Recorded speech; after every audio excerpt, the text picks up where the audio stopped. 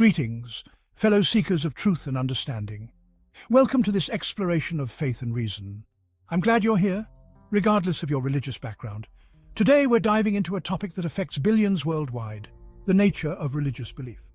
Faith is a powerful force. It shapes cultures, influences decisions, and provides comfort to many, but it's also complex. It raises questions that aren't easily answered. That's why we're here, to examine these complexities together. In this discussion, we'll challenge some common assumptions. We'll look at why claiming divine authority requires more than just faith. It's a sensitive topic, I know, but it's an important one, unless you don't care to even contemplate what happens to your soul after death. By the end, I hope you'll have new perspectives to consider. Remember, this isn't about attacking anyone's beliefs. It's about encouraging critical thinking and open-mindedness, so we should begin this journey with curiosity and respect. I hope you are ready. Let's be real, there are billions of people who don't share your faith.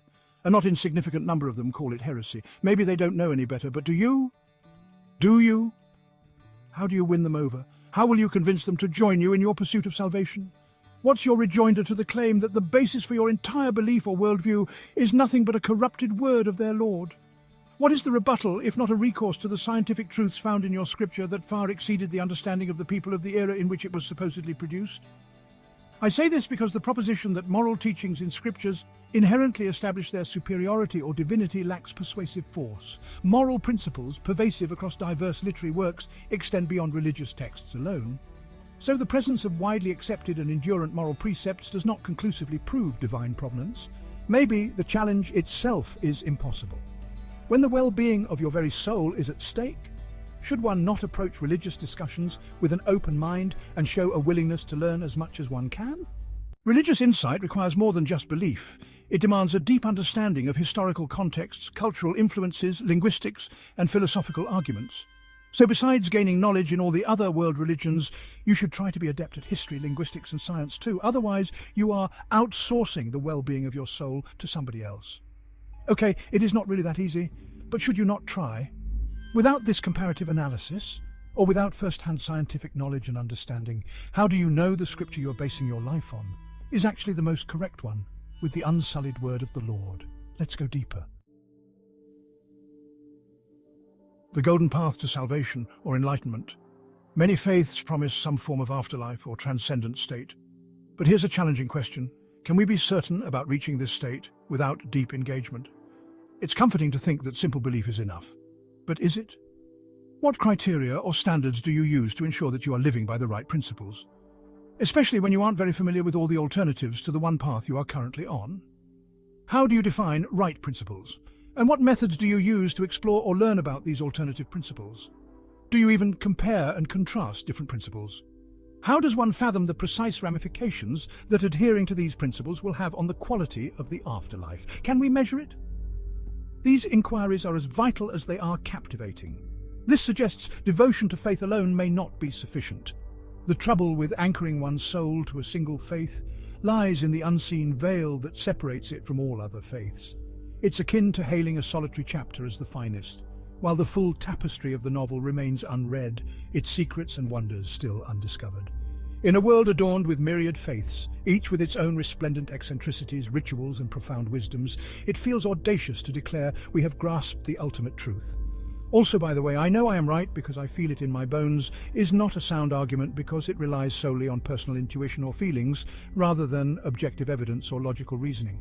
While personal sentiments may shape one's convictions, they do not constitute a rational or logically coherent argument.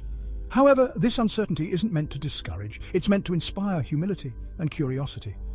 Perhaps the path to spiritual fulfillment involves more than adhering to one set of beliefs. Maybe it requires ongoing learning, questioning, and growth.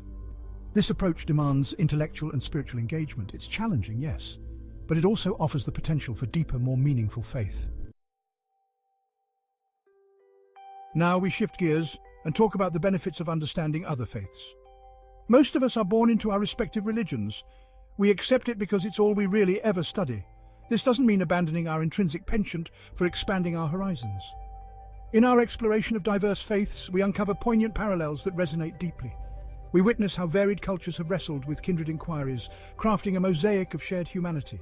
This realization can be profoundly liberating, unveiling that no solitary tradition possesses all-encompassing truths. Instead, each unveils unique facets of the human condition, offering profound and distinct glimpses into the kaleidoscope of human experience. Understanding other traditions also fosters respect. It's harder to demonize or dismiss beliefs when we truly understand them. We may still disagree, but we can do so with empathy and civility. This mutual respect is crucial in our diverse, interconnected world. Moreover, it becomes evident that the labels of faith we brandish upon each other merely foster fragmentation. In our shared pursuit of enriched lives and blissful afterlives, let us converge, illuminating the flaws in each other's preconceptions, so together we may flourish and ascend to a higher plane of existence.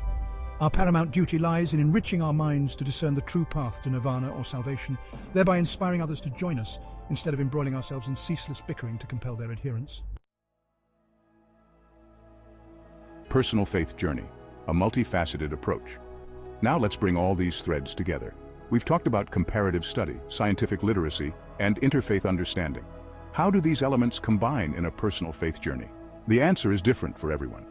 But here are some general principles to consider. First, embrace curiosity. Don't be afraid to ask questions about your own faith and others. Seek out diverse perspectives. Read books, attend lectures, engage in discussions even when they seem difficult. Faith, potent in its sway, must be tempered with fearless rationality, lest we stumble into the abyss of moral blindness cloaked as unwavering devotion. The goal is to deepen your understanding and appreciation. Second, develop critical thinking skills. Learn to evaluate claims objectively. This applies to both religious and scientific assertions. Do not adopt ideas simply because they originate from charismatic authority figures. Investigate, analyze, and draw your own conclusions. Third, cultivate humility. Recognize that your understanding is always incomplete. Be open to new insights, even if they challenge your preconceptions. Remember, spiritual growth often involves discomfort and uncertainty. It's part of the journey. Conclusion: balancing faith, reason, and respect. As we wrap up, let's reflect on our journey. We've covered a lot of ground, from the diversity of global beliefs to the importance of scientific literacy, from comparative religious studies to personal spiritual growth. It's a complex landscape, isn't it? The key takeaway is this: claiming divine authority requires more than just faith. It demands intellectual engagement, spiritual humility, and respect for other traditions. This approach isn't easy. It challenges us to step out of our comfort zones, to question our assumptions, to engage with ideas that might make us uncomfortable. But the rewards are immense. By combining faith with reason, we develop a more nuanced worldview, we gain deeper insights into our own beliefs and those of others. We become better equipped to navigate our diverse, complex world. Remember, this journey never really ends. There is forever more to discover, more to unveil. Thus, we should continue to inquire and pursue comprehension. Above all, engage with your faith and the faiths of others with curiosity, reverence, and an open heart. That's the path to true wisdom and spiritual growth. Your engagement helps us grow and reach more people with our message. Don't forget to share the video with others who may find it valuable. Thank you for being a part of our community. Bye.